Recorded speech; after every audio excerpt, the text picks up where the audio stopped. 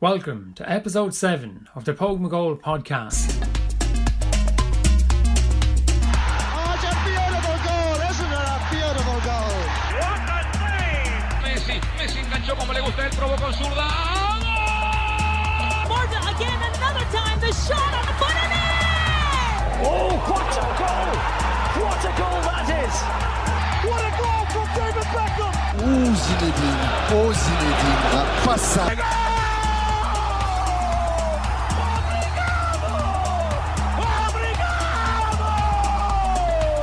Different class. Different class.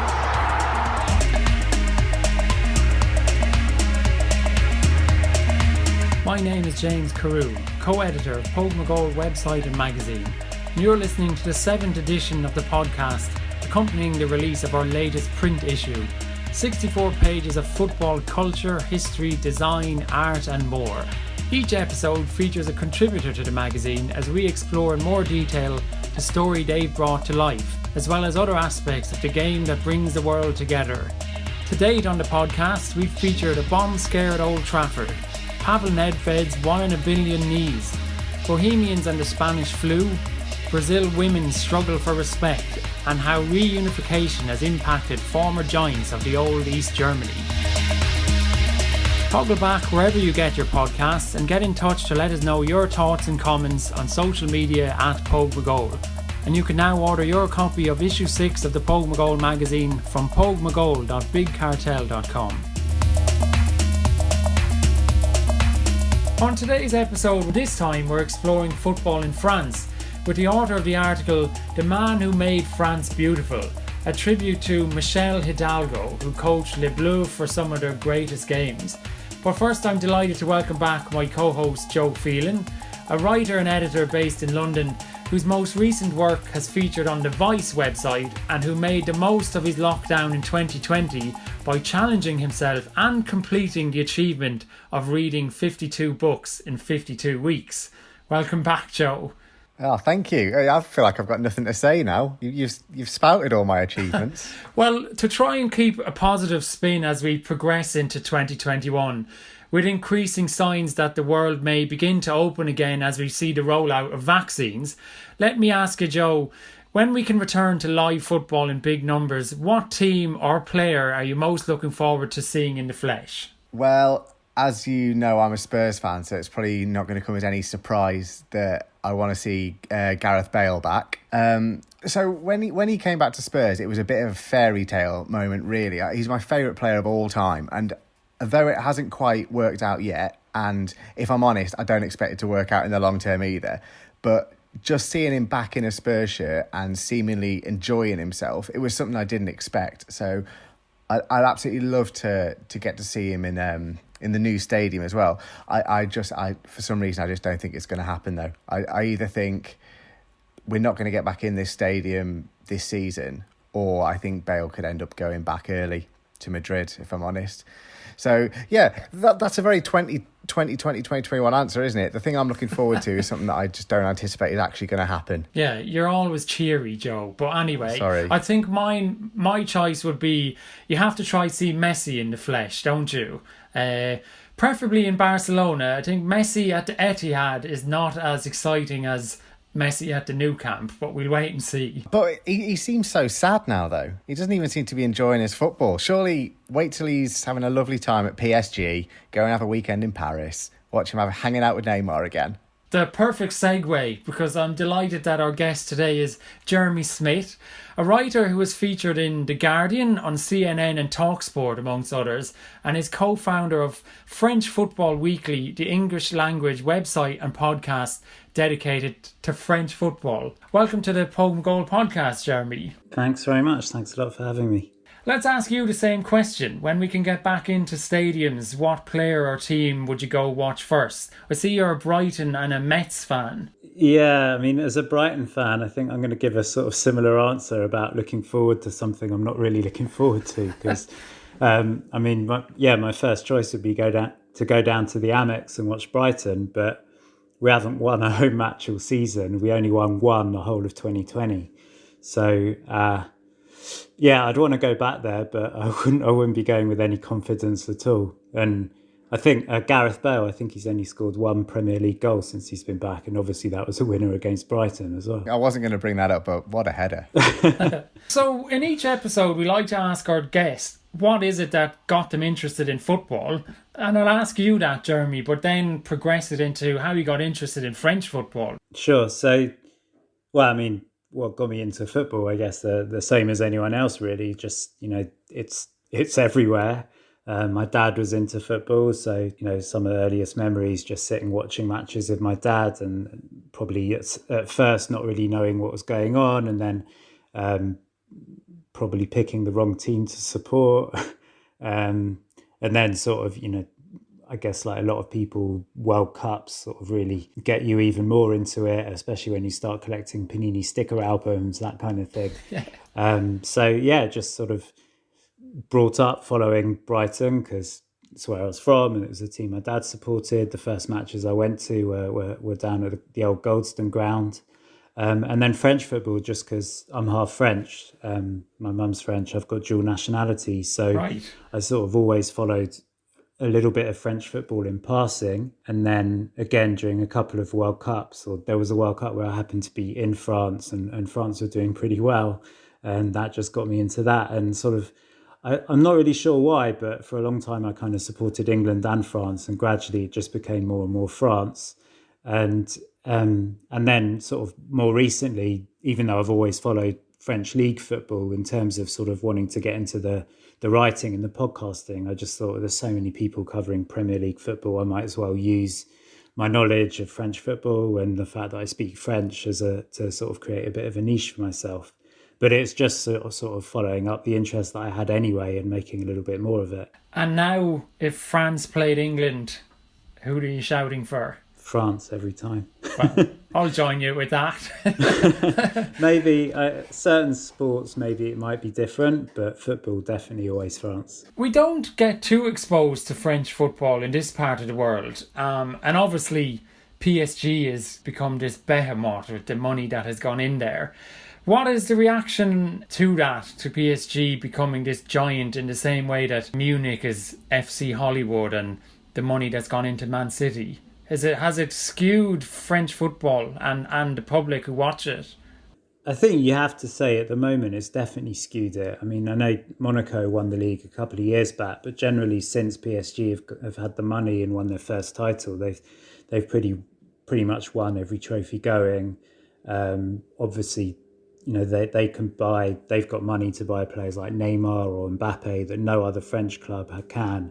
And probably more than that, certainly from my point of view, the problem isn't even the players they can bring in, but it's the fact that they can keep players so they can sort of build year on year and try to build some kind of dynasty.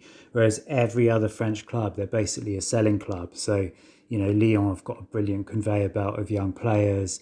Lille have got a really good scouting system, but as soon as a player does well there, they're going to leave the following summer. So any other team that has a bit of success, they're almost certainly not going to match it the following year because they'll probably sell whoever it was that gave them that success the previous season. I mean, the hope is that the exposure that PSG are giving to the league will sort of trickle down to the other teams. But it's yet to be seen. I mean, the big hope last summer was obviously that the league was going to enter into a first sort of really big TV contract and that a lot of money would come in through that. But in the last couple of months, that's completely collapsed, which is actually leaving clubs in even more financial problems. And we're not even sure yet, what's going to happen in terms of televising matches. So there's still a hope that it will make the whole league more competitive and it is giving the league more exposure. Not that it necessarily needs it, because you see the number of talented young players that are moving to the other leagues. So, the big clubs around Europe do already know that the French league's a good breeding ground for young players. But certainly in terms of the sort of competitiveness of the league itself, it's not really ideal at the moment. Although this year, it does look like we're going to have a title fight this year, hopefully, but we'll see. How resilient would PSG be if the owners decided they didn't want to be part of the club anymore? Because you saw there was really rich owners at Monaco for a bit, weren't there? And then they just left. And then it looked like Monaco were going to collapse at one point. Like they kept coming really low in the league tables, and then you saw it with Angie as well in Russia.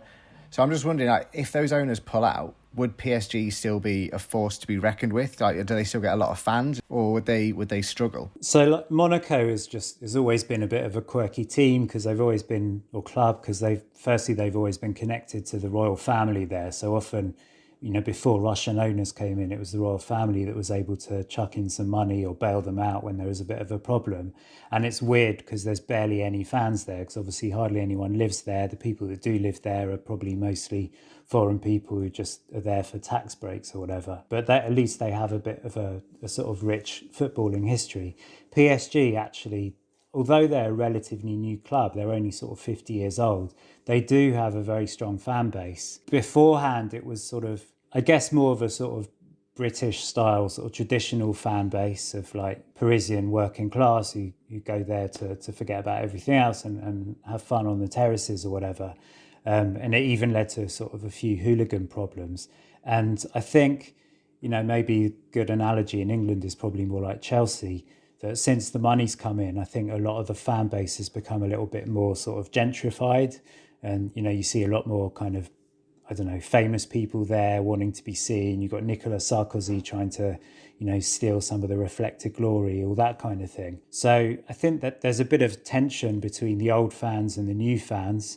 So if the money were to leave, I think even beforehand, they'd only won sort of 2 or 3 titles, but they had a lot of cup success. They were still one of the main clubs in France, and obviously being in Paris, which is an attractive place to live anyway, I think they've still got a history of bringing in very good players. So without the money, I still think they'd be a big club, and now obviously they've got even more foundations there, which would help. But it would be interesting to see sort of how many of the new fans hang around, or how much the old fans sort of come back and almost take back the club that I think a few of them feel has sort of been pulled away from them. So the national team is, of course, world champions, and people might be forgiven for thinking this was a common thing with winning the World Cup in France 98, winning the European Championships 2 years later. But your article is about the architect of the breakthrough French team.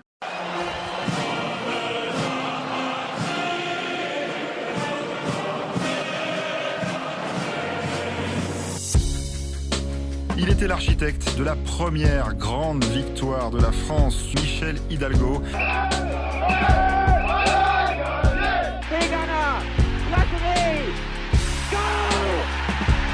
Voilà, le hat-trick Michel Platini. Oh, is it through and it's gone over? It's in! It's a goal for France! It is Bruno Bellone! The European Championship is staying here in France. Michel Hidalgo's team are European champions. Champion d'Europe, ça fait du bien quand même au football français. Merci, Monsieur Hidalgo, et bon repos.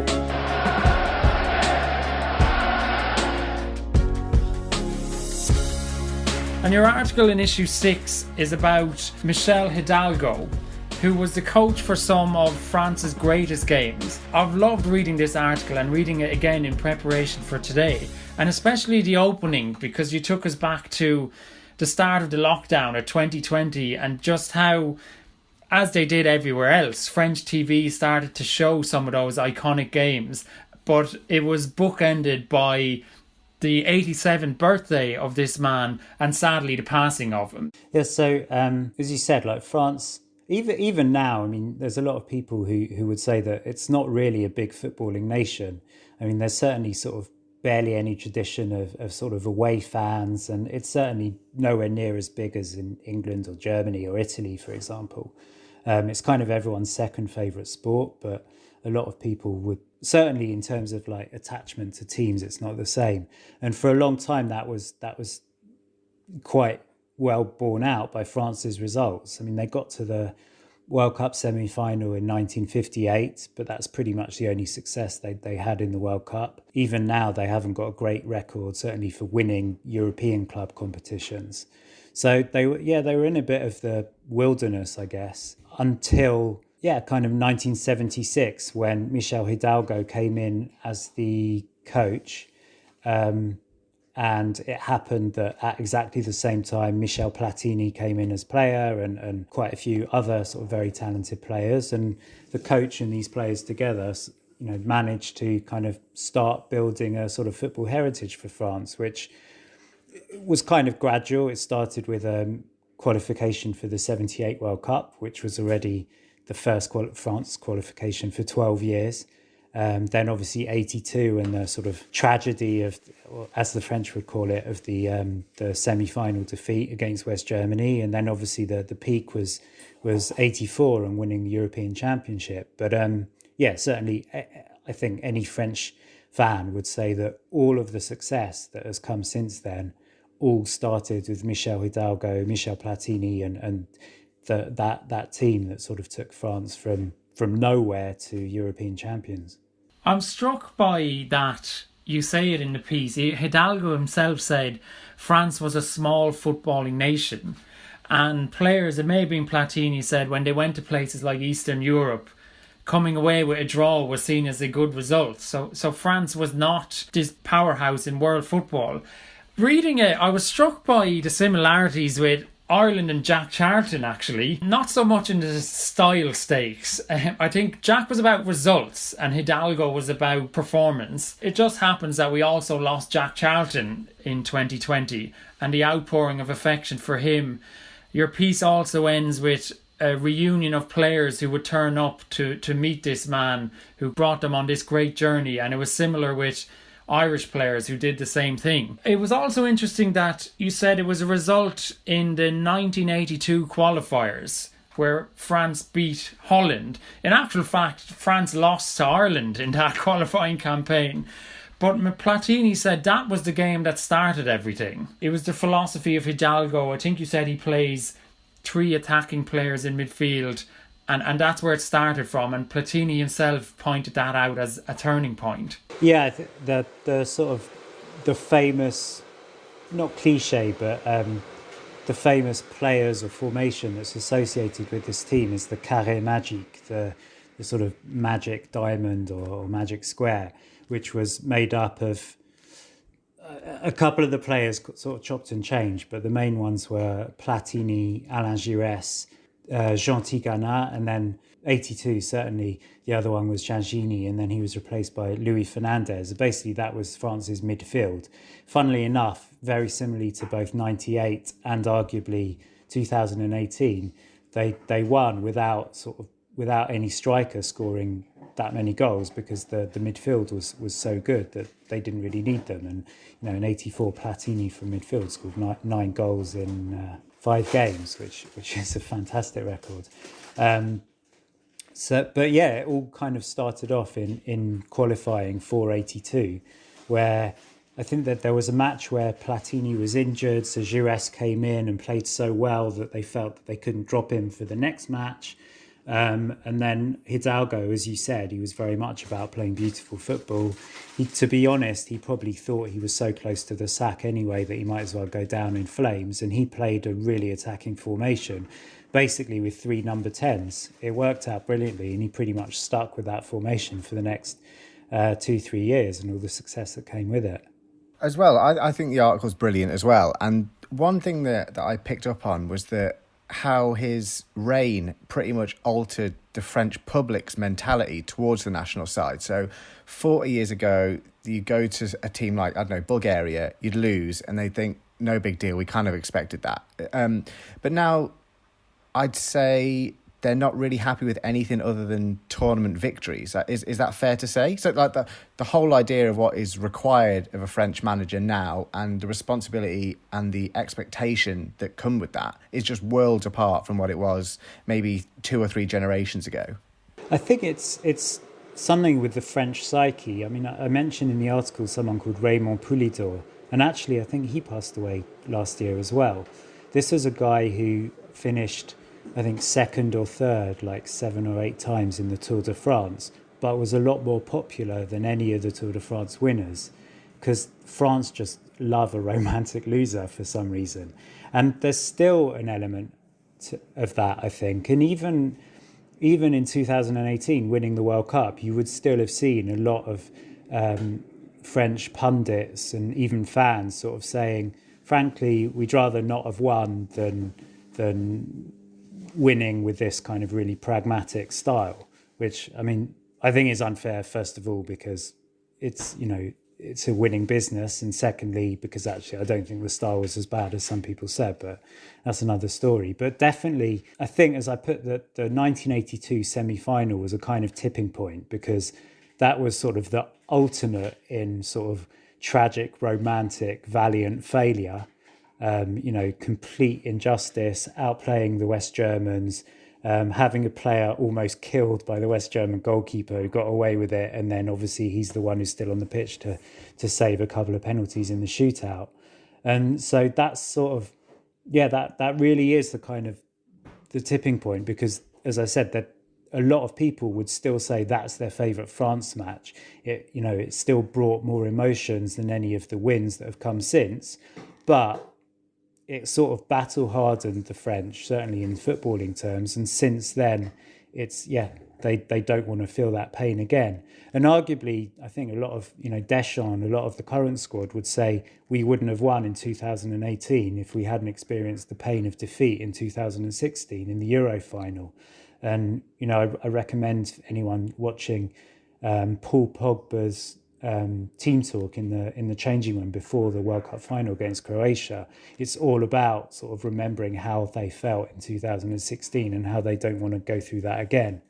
So I think there is still a balance, and there are still a lot of French people who would actually prefer romantic failure than ugly victory. But let's be fair, it's easy to kind of have the trophy on your shelf and then complain about how you won it than not have it at all. And it's probably fair to say for you two as well, like, there's a hell of a lot of French people who said, we'd rather not have qualified for 2010 than qualify for it the way we did with the handball. Yeah, I was afraid you were going to bring that up. I was at that game, but maybe that's why I also drew the comparison with Jack Charlton. We're the world champions at romantic failure. So, but what really comes across is that style was so important to him. There's some fantastic quotes. He said, to coach France, you have to be in love with Le Bleu. You have to want offensive football to show the beauty of it to the whole world. We're representing the country. And he also described himself as a poet. By all accounts, he was just a really, really nice guy who had a very special relationship with his players. And arguably it sort of didn't do him any favours, because I think his sort of tactical ability and his sort of knowledge and ability as a coach was probably underrated, because people only saw him as a man manager and because he had Michel Platini, who was such a great sort of on-field general. I think that he wasn't given enough credit for the tactical part of his game. But that love of football, love of his players, and love of style, I guess, not over substance, because he felt substance came with the style, but for him that was the most important thing. And although he was happy with the subsequent World Cup wins, he did feel that the 98 win was, not done with anywhere near the same kind of style as the 1984 win. So I think it probably was a little bit of attention for him. I mean, for me personally, I just think the French are a little bit obsessed with that, and it's something that's used to criticise Deschamps all the time. But again, I suppose it does depend what you want. I don't think there are many teams now, certainly not international teams, that do have a particular style. And frankly, I think the teams that just play pretty football don't win things often. The Holland team of 74 is loved. The France and the Brazil teams of 1982 are loved. But the fact is, they didn't win World Cups. Although they will be known, the World Cup winners are the ones written in the history books, I guess. I think that's what struck me too, is that it's of its time, that he would experiment game to game with formations and players, and you don't see that now. He said, whereas in 98 they played with 1 10 and then 3 number 6s, he played with 3 number 10s. A manager, especially an international manager, doesn't get away with changing formations or playing players out of position anymore. But Hidalgo would do it game by game. I think it's probably because of the development of football in a lot of ways. I mean, I've seen a couple of articles recently about how the fact that there's no such thing as a number 10 anymore even.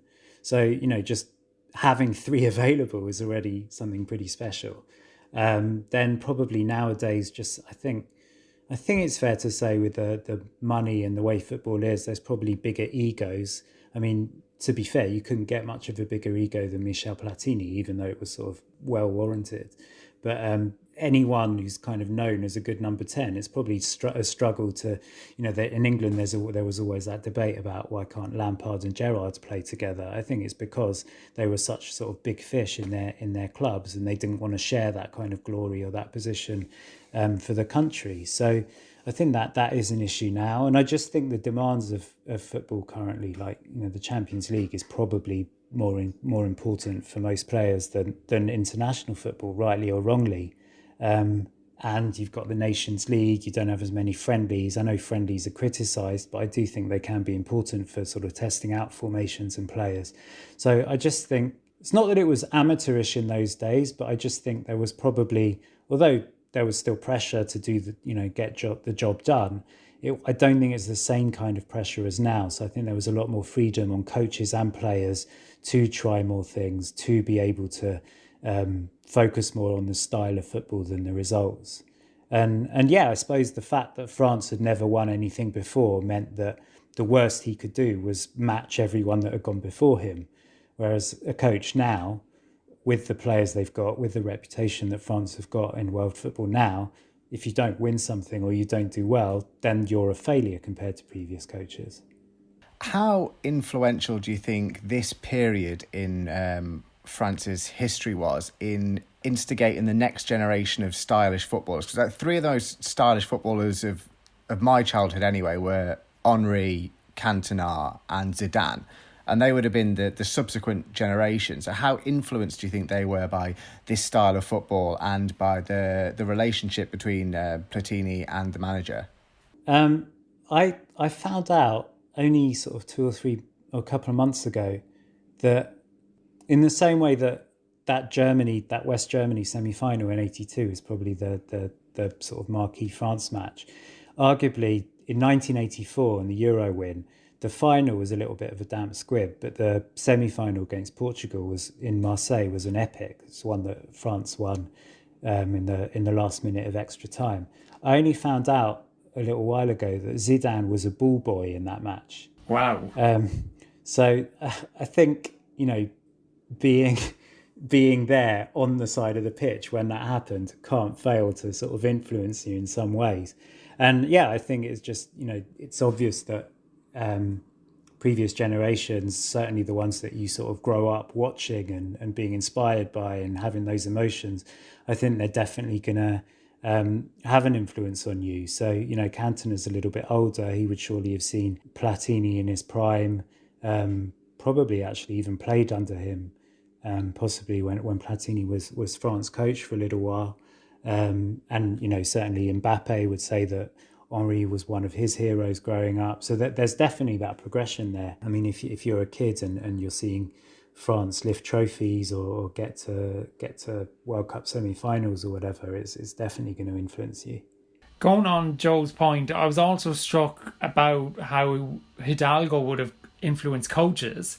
So Wenger, for example, similarly said football should be played to please people. I think he called himself kind of poetically a facilitator of the beauty of man, which sounds something like Hidalgo would subscribe to. He sounds like he would very much have been influenced by it is the style and the substance. And of course he was the great instigator of French players coming to the Premier League. Yeah, definitely. I mean that whole argument about sort of, beautiful failure versus pragmatic defeat, probably the best example recently is Arsenal, and it's that when they were winning under Wenger, it was great because it was not only were they playing the best football, but they were winning doing it.